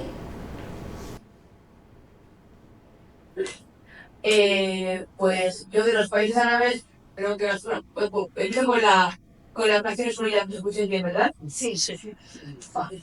Genial. Que estoy de acuerdo con Tere totalmente que la actual configuración es muy difícil que haya una correlación de fuerzas suficiente como para que las Naciones Unidas pueda hacer algo más de que lo que hace con esa estructura de Consejo de Seguridad y de veto y con esa pospuesta reforma que se lleva dando vueltas durante décadas y nadie lo quiere hacer. Pero yo también, como Keren, creo que las Naciones Unidas hay que apostar por ellas, como el mecanismo multilateral con más capacidad, ¿no? de poder llevar a término los objetivos de paz de los que estábamos hablando. Y creo pues, yo optimista de la voluntad siempre, porque es lo que nos queda. Creo que, como estamos viviendo ahora mismo, como os comentaba antes, ese claroscuro de la historia, estamos viendo también cómo el peso, la hegemonía del mundo está cambiando de polo y se acerca hacia China. Yo siempre digo que hay que ver mucho los medios chinos, las noticias chinas, porque ahí vais a ver otra perspectiva del mundo, de la diplomacia, de las estructuras de relaciones internacionales, que con nuestra arrogancia occidental se ha ignorado mucho tiempo. Fijaos, la misma semana pasada, y nos ocurrían tantas cosas en Estados Unidos, en el Oriente Medio, en China había una cumbre diplomática convocada por el Ministerio Exterior de China, a la que han acudido todos los estados de África, del continente africano, sin excepción, todos. Ahora mismo, África no mira a Occidente, África mira a China. Entonces, este cambio de paradigma no va a ser de un día para otro, ni va a ser una cosa que igual nosotros lo vemos, quién sabe, pero desde luego va a haber un cambio en esos polos.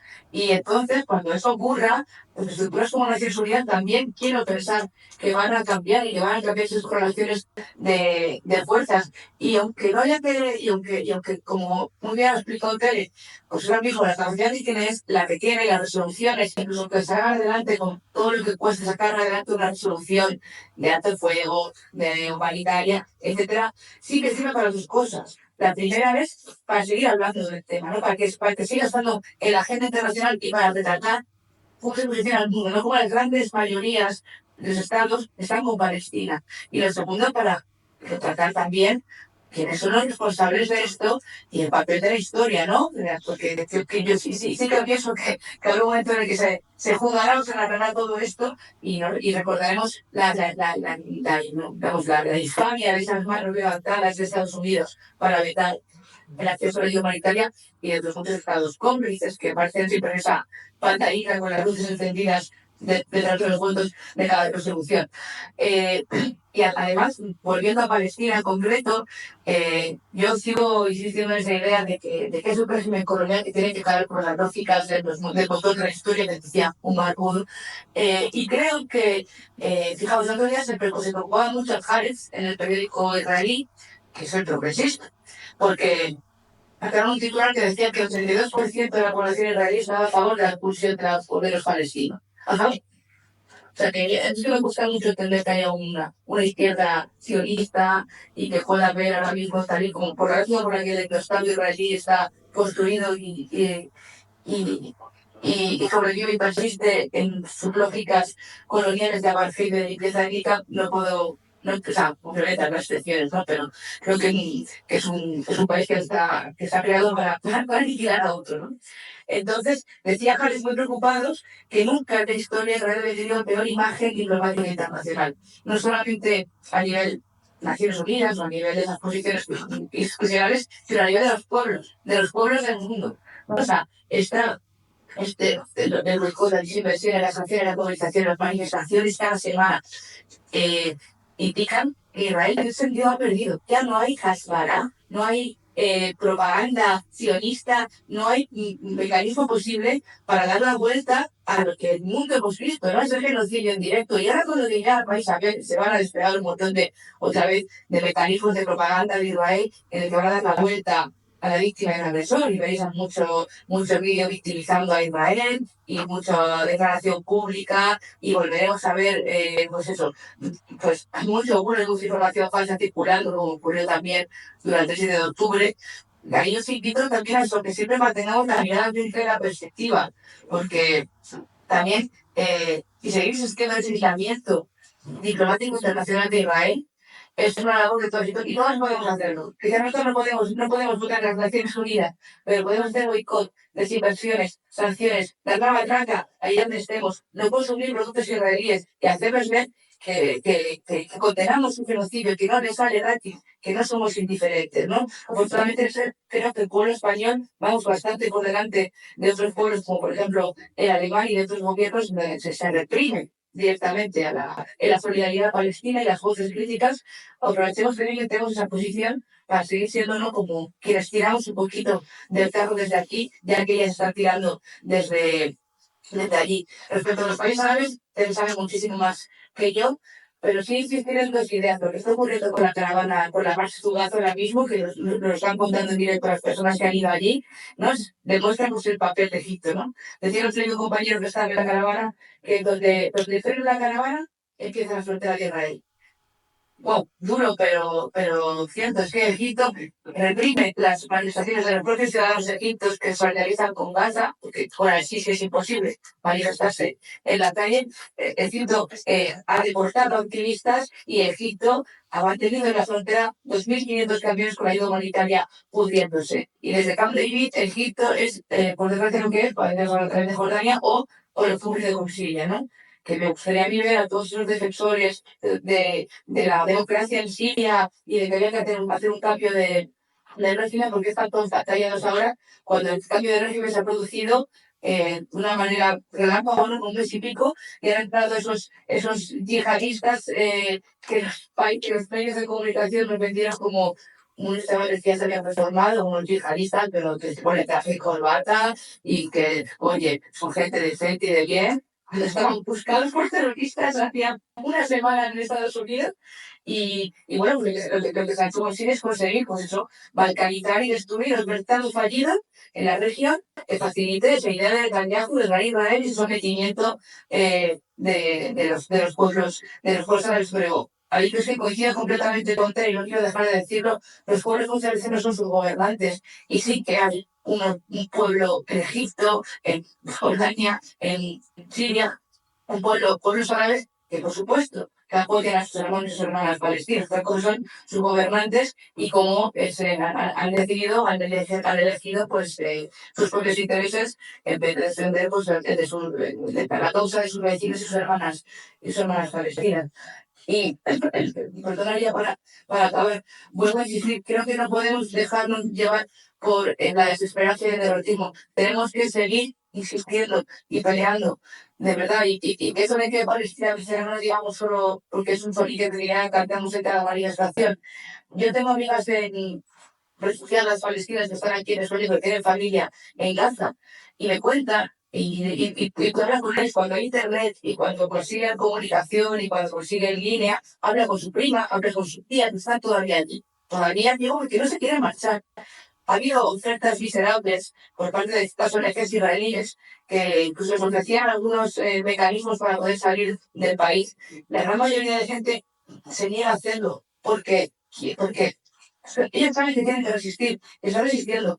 Y tú has cubierto guerras y sabes lo que es, hasta los momentos más oscuros la vida se abre paso, y por eso la gente sigue dando a luz, por eso la gente sigue casándose, por eso la gente sigue intentando sobrevivir de la manera que puede. Por eso la familia de mi amiga que lleva meses comiendo latas que calienta, porque a donde están ellos ni siquiera llegan las ayudas humanitarias que distribuyen, van a pegar los tiros a la gente cuando van a recogerlas. Ellos siguen ahí resistiendo. Entonces creo que lo mínimo que les debemos es un apoyo en su resistencia y no dejarlas solas, ¿no? No sé si hay más preguntas por parte de los compañeros. Sí, Yo creo que se oye bien. No, oye, Mira, yo creo que con las preguntas que te he hecho, compañero, creo que está todo contestado lo que nos ha dicho. Pero yo quiero hacerte una pregunta que me tiene intrigada desde hace tiempo. Y te lo hago concretamente a ti, Teresa, aunque yo sé que eres una especialista, pero yo quiero que me hagas. Vamos a ver, tú has estado en todas las guerras, incluso la única mujer que se incorporó a ella. Irak, Libia, todas, no sé si incluso has llegado. todas, pero vamos. Te iba a preguntar que no creo que te haya visto la de Afganistán, pero has estado casi todas. ¿Tú no crees que eso fue ya el poner en el mapa por parte de ese capitalismo feroz, que es el que dirige el mundo en estos momentos y anteriormente también, en desautorizar, en matar, en destruir esos países para que de verdad después Israel fuera el predominador de toda esta zona? Porque es que es imposible. ¿Cómo se pudo echar fuera, matar allá, a Libia, a Nasser? ¿Os acordáis de Nasser? Yo me acuerdo mucho. Sí. Entonces, ¿cómo es posible que esos países representen, que eran de verdad ni colonialistas, que de verdad eran nacionalistas puros, cómo se ha convertido todo así? Eso no es de un día o de dos. Eso ocurrió cuando tú estuviste en esa guerra. ¿No viste que era ya la preparación de lo que nos iba a venir después? Porque es que, no, gracias. Yo quería añadir una pregunta. De alguna manera ustedes no piensan, por lo menos nosotros a veces lo vemos así, tanto el gobierno de Trump como el gobierno de Netanyahu en este momento tienen muchos frentes abiertos que se los han abierto ellos solos, por suerte, tanto en el interior de sus países, ¿no?, como en el exterior. De alguna manera, esto no da alguna esperanza de algún cambio geopolítico a corto plazo o a mediano plazo en la zona, tomando en cuenta, lo único es que, por ejemplo, yo, al menos por las noticias que recibo, muy preocupada por si Israel termina totalmente cerrado por Irán, por ejemplo, ¿no? ¿Qué alternativa tomará? Porque se está jugando también un riesgo de guerra atómica a nivel mundial, si esto es posible, y si realmente hay un desgaste de estos dos gobiernos, tanto al interior como al exterior. ¿Alguien otra pregunta? Bueno, yo no sé si entonces lo veía, pero claro, o sea, por ejemplo, en el año 82, durante la invasión de Israel y de Líbano, que fue una página que se ha pasado muy rápido, pero aquello fue atroz y terrible, pero evidentemente los hechos lo que demuestran es que ha habido toda una estrategia que paso a paso, con altos y bajos, o sea, ha habido momentos que no se ha ido tan linealmente hacia conseguir que Israel domine la zona. No, y vuelvo a hacer un poquito de historia. Cuando el movimiento sionista necesitaba conseguir el apoyo de la gran potencia del momento, que era Gran Bretaña, ¿qué decía? Su eslogan, aparte del que os he dicho, cuando se presentaban a hablar con el gobierno británico, decían: seremos la vanguardia de Occidente frente a la barbarie de Oriente. O sea, ese objetivo ha estado siempre, y esa frase es típica colonial. Entonces, Israel es Occidente, y se sienten así, y se lo creó Occidente. Cuando digo Occidente, pues digo pues el mundo europeo o estadounidense, que se suma después enseguida, ¿no? Entonces, eso ha estado siempre ahí, lo que pasa es que ha habido un momento en el que se ha dado un salto cualitativo, o sea, se ha acelerado eso. El gobierno actual en Israel es el heredero del sector más fanático del movimiento sionista, que no era el que triunfó, No es el que creó el Estado de Israel, que era el Partido Laborista y Ben-Gurión y todo eso. Era un sector, los que pusieron las bombas contra los británicos, que mencionaba antes. Esos son los que están ahora en el gobierno, son directos herederos de esa tendencia que ha estado siempre ahí. Y que, básicamente, por resumir, ¿qué defendían? Que había que expulsar por la fuerza a todos los árabes, no andarse con zarandajas, decía así, que no se note, aquí no. Y que el gran Israel no terminaba solo en el río Jordán y el mar. La frase del río al mar es una frase sionista. O sea, queremos todo. Y también un poquito del Líbano, hacia arriba, y en el Sinaí. Bueno, todos. Esa es la mentalidad que es la que ahora está en el gobierno israelí. En el Parlamento israelí, la presencia del Partido Laborista. El Partido Laborista ha cometido muchísimos crímenes y ha sido culpable también de las atrocidades cometidas contra el pueblo palestino, pero aún así, digamos que representaba este sector de la sociedad israelí que podía promover un tipo de solución negociada, no solo la fuerza, o que ahora mismo pues estarían más a favor de un alto el fuego, de militar, pero no aniquilar, ¿no? Es irrelevante ahora mismo, tiene 3 diputados en el Parlamento israelí. ¿Qué es lo que hay en Israel ahora mismo? Extrema derecha, extrema derecha y extrema derecha. No es derecha y extrema derecha. Pero lo grave y lo uno con lo que tú has preguntado con respecto del futuro de Israel es que no es una característica del gobierno solo, es social.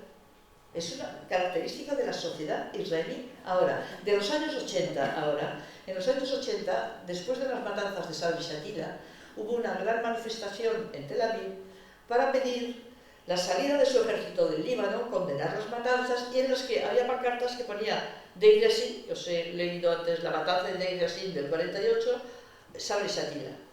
Sí, había un movimiento con presencia pública que se llamaba Paz Ahora en aquel momento y que con todas sus limitaciones y eso realmente podía significar una posibilidad de un arreglo negociado a futuro. Eso ha desaparecido. Lo que ha ido triunfando en todo este tiempo ha sido el otro sector que ahora representa el gobierno israelí, y uno se puede preguntar por qué. Yo no os digo que sea la única causa, pero un factor esencial es la impunidad. Hay una ley del aprendizaje por la que uno repite aquello que le sale bien. Tiendes a repetir las conductas que te van bien. A Israel le van de puta madre. O sea, es que haga lo que haga, no le pasa nada. Está en la conferencia de cooperación europea, está en Eurovisión y hasta lo gana. No sé, bueno, está donde quiere y no paga ningún precio. Y en ese sentido, pues mientras exista esta impunidad y esta complicidad europea, va a seguir hacia adelante. Y tú preguntabas lo de Irán, ¿no? Irán puede tener un régimen religiosamente muy riguroso, pero desde luego no son locos y son muy prudentes. El gobierno iraní siempre ha sido muy prudente. Israel lleva provocando una reacción iraní desde hace años, porque no es la primera vez que bombardean la central nuclear. En el año, me parece que fue en el 72, ya bombardearon aquello. O sea, Israel de vez en cuando decide dar... Y yo, ¿qué es lo que creo que está buscando Israel ahora? Está buscando que entre Estados Unidos en la guerra, y que si entre Estados Unidos, entre los europeos y entre la OTAN, está buscando una tercera guerra que va a tener como escenario, no el centro de Europa, pero va a tener como escenario Oriente Próximo, y por eso está bombardeando Irán. Entonces, yo no le veo ningún riesgo a Israel de que Irán lo cerque.